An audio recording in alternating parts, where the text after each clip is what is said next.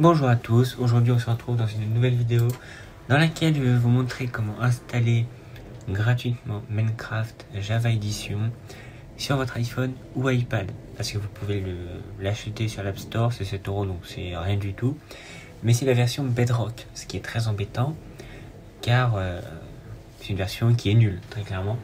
Mais bon, pour ce faire, pour installer Minecraft Java Edition, on va passer par l'alternative à l'App Store, donc l'Alt Store, donc Alt Store. Pour ce faire, vous pouvez aller sur mon site qui est dans la description de la vidéo. Vous pouvez vous abonner parce que ça fait toujours plaisir quand quelqu'un s'abonne réellement.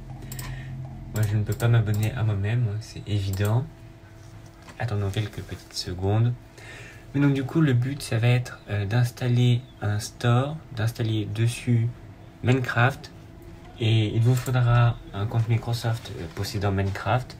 Vous pouvez créer un compte un petit peu comme à la manière de T-Launcher ou autre. Mais c'est mieux de se connecter avec son vrai compte, comme ça vous pourrez jouer sur iPixel ou voilà. Donc vous allez dans Minecraft, Java, iOS, iPadOS, vous téléchargez Alt Store. Donc vous avez pour macOS ou pour Windows. Et Windows comme ça, voilà c'est mieux. Pour macOS c'est plus facile parce que Mac, y a déjà tous les trucs pour iPhone et tout. Windows un petit peu moins. Mais bon, vu que la majeure partie des gens sont sur Windows, on va le faire sur Windows. Donc, hop, vous lancez le petit setup, vous suivez les petites informations, c'est pas... Hop. Et vous faites Close. Vous avez ici ensuite Alt Server. Et là, il vous dit que iCloud n'est pas trouvé. Donc, c'est pas iTunes, c'est iCloud. Donc, vous faites télécharger. Ça vous le télécharge directement sans que vous n'ayez rien à faire. Vous l'ouvrez. Enfin, s'il veut bien s'ouvrir, oui. Vous faites j'accepte, hop, installer. Vous donnez les droits d'administrateur, bien évidemment. Donc c'est grâce à ça que votre PC avec Alt Server va communiquer avec votre iPhone ou votre iPad avec Alt Store. Hop, vous faites oui encore une fois.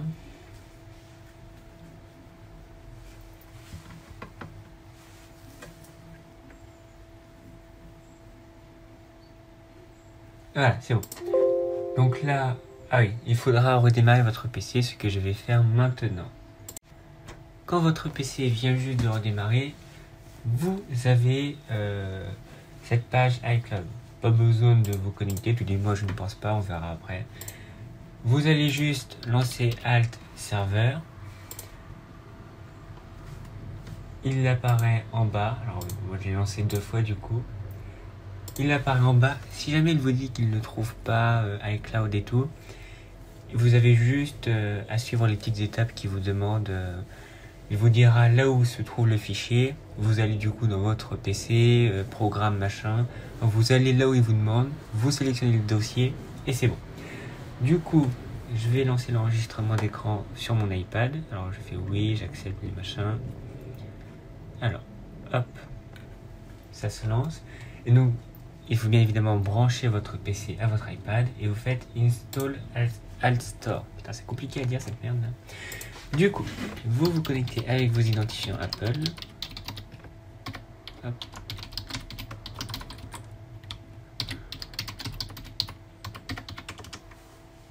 Vous faites Install.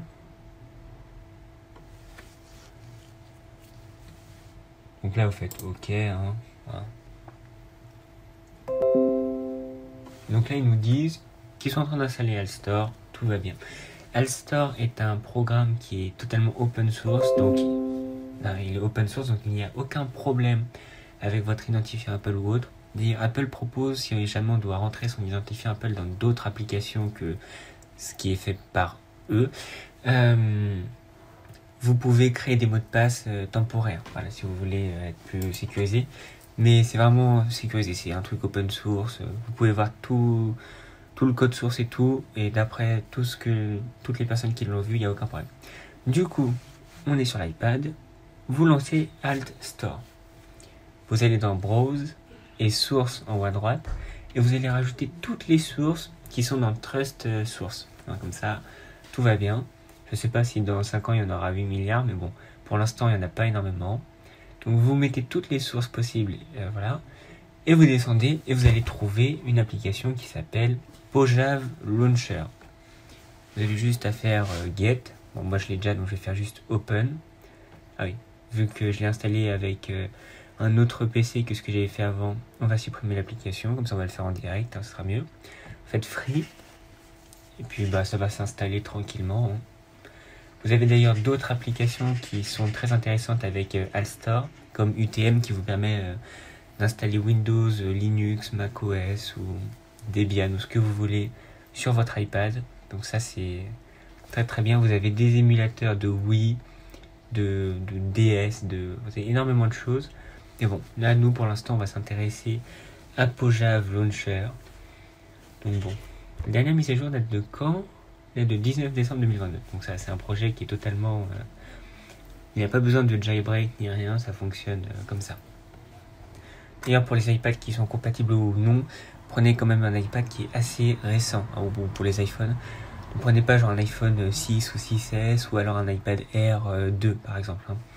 Prenez des iPads au minimum, iPad 8, 9, 10 ou iPad Air 3, tout ça, ou iPad mini. Prenez quand même un truc qui a un petit peu de puissance générale parce que Minecraft c'est un truc qui consomme beaucoup de processeurs et si jamais il y a un petit peu de RAM disponible c'est quand même mieux. Ah, une fois que c'est fait, vous faites juste open et vous arrivez sur cette application. Du coup, tout ce que vous allez avoir à faire, c'est ajouter un compte. Moi, je vais ajouter un compte Microsoft. Si vous ajoutez un compte local, vous faites autoriser. Vous n'aurez pas, par exemple, iPixel ou tout ça. Moi, j'ajoute un compte Microsoft. C'est plus rapide et mieux. Hop, hop. Je reçois un code. Moi, c'est le 12. Face ID, c'est bon. Hop. Voilà. Donc, je suis connecté avec mon compte Minecraft. Jusque là, tout va bien. Vous avez le petit bouton version en bas. Donc, vous allez avoir les versions publiques. Hein. Moi, je vais me lancer en 1.8.9 parce que j'ai énormément de Bedwars, donc c'est ce qui va le mieux. Vous avez dans le menu à gauche les paramètres. Donc là, où vous pouvez mettre la RAM que vous voulez. Hein. Moi, je laisse en automatique comme ça. Oh là là. Je laisse en automatique comme ça, il fait ce qu'il veut, tout ça. J'ai un iPad qui a 3 Go de RAM. Et généralement, quand on met à peu près 1 Go de RAM, c'est bien. Donc si vous avez plus de RAM, c'est mieux. Mais généralement, Apple aime pas trop qu'une application utilise trop de RAM. Donc même si vous avez un appareil qui a 6 Go de RAM, parfois ça le fait planter. En tout cas, si votre application plante, c'est parce que vous avez mis trop de RAM. Vous avez ensuite les contrôles personnalisés. Ça, c'est si vous jouez sur l'iPad en lui-même. Si vous jouez pas avec une manette ou clavier et souris. Vous avez, voilà, vous pouvez paramétrer tout ce que vous voulez. Quelque chose qui est très intéressant, vous avez installé le point jar, ce qui va par exemple vous permettre de télécharger Forge ou Optifine pour avoir des shaders, et ça fonctionne très bien. Et donc nous pour l'instant ça ne nous intéresse pas trop, on va juste faire jouer. Donc ça va tout télécharger, il faut bien évidemment télécharger Minecraft et tout. Et ça va nous mettre ça dans les fichiers, on aura tous les fichiers du jeu comme sur un PC. Je tiens à préciser non plus aussi que ce n'est pas une émulation d'un PC, tout ça. Non, non, c'est vraiment votre iPad qui fait tourner à 100% Minecraft. Donc si vous avez 60 fps, bah, c'est votre iPad. Si vous avez 30 fps, bah, c'est parce que c'est un iPad qui date de 2010.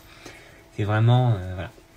Pour ça aussi que si vous jouez en 1.8.9, c'est une version qui consomme rien en performance.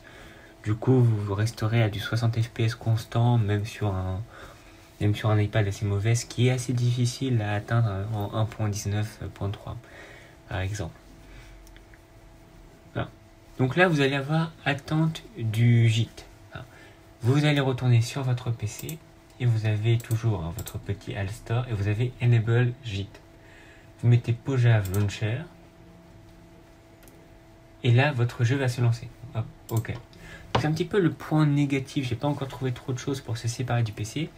Mais à chaque fois que vous allez vouloir lancer le jeu, il faudra qu'il soit connecté au PC et que vous fassiez à chaque fois, ou quand votre jeu va planter par exemple, il faudra à chaque fois faire Enable gîte et que du coup votre iPad soit constamment connecté en USB. Je sais pas si ça peut passer par le Wi-Fi ou pas, je sais pas du tout. Mais bon. En tout cas, nous, on va... donc ça se met dans des graphismes assez beaux. On va se mettre par exemple sur un petit serveur. Je vais me mettre sur Inaorg, ce sera plus rapide. Hein. Hop. Oh là là, qu'est-ce qu'il est con ce truc de traducteur là. Play. Alors, vous avez le keyboard en haut, hein, si vous permet de voir. Play.rinaorg.com. Voilà. Done. Voilà, hop, connect. Et donc là, vous allez très vite voir que c'est vraiment le Minecraft normal. Hein. Vous pouvez aller sur du Bedwars. Hop. Ce qui est incroyable, c'est que si vous avez un adaptateur Lightning USB-C vers USB, vous pouvez brancher clavier-souris. Et alors là, vous êtes vraiment comme un PC. Parce que là, si par exemple vous devez bridge, si vous devez poser des blocs ou tout ça, ou hein, c'est assez embêtant de... Vous pouvez pas réellement jouer en version que tactile, quoi. C'est ce que je vais dire. Vous pouvez jouer, mais c'est assez dégueulasse quand même. D'ailleurs, j'ai énormément de mal à bouger. On voit rien du tout. Vous pouvez voir qu'on est à du 60 fps, aucun problème. Moi, je suis sur un iPad 8, donc l'application Pojave Launcher a mis 661 mégabits de RAM tout seul. Et là, quand on est en jeu, on est entre 20 et 50% de la RAM utilisée, donc c'est franchement pas mal. Donc honnêtement, c'est pas mal quand même. Voilà, alors j'étais sur le montage de cette vidéo quand je me suis rendu compte que devoir brancher son iPad à chaque fois à son PC, même dès que le jeu plante et tout, c'est très très chiant. Du coup, vous allez le brancher une dernière fois sur iTunes. Vous allez aller sur votre iPad, vous descendez et vous faites synchroniser avec cet iPad en Wi-Fi. Donc hop, moi je vais juste faire ça, je vais refaire ça, voilà, comme ça bien le prendre en compte et vous faites terminer. Après vous pouvez fermer iTunes, vous allez sur Pojave Launcher et vous faites jouer. Une fois que ceci est fait, peut-être que vous allez encore devoir faire une dernière fois j'active le gîte, peut-être pas. Ah, là j'ai touché à rien sur mon PC et ça a fonctionné sans que je touche à rien. Mais là mon iPad était quand même branché encore en USB à mon PC. Du coup, je vais faire ça, hop, Pojave Launcher. Mon iPad est déconnecté de mon PC. Je fais jouer. Je me mets attendre du gîte. En fait, c'est ce qui va permettre de faire c'est ce qui va permettre que l'application tourne plus rapidement. Mais ça fonctionne qu'une fois par utilisation. Et donc là, mon iPad est bien débranché, vous pouvez le voir sur la batterie. Hein. Et ça fonctionne sans que je ne touche à rien sur mon PC. Donc c'est beaucoup mieux, comme ça vous pouvez vous balader dans votre maison sans problème. J'espère que cette vidéo vous aura plu et je vous dis à la prochaine.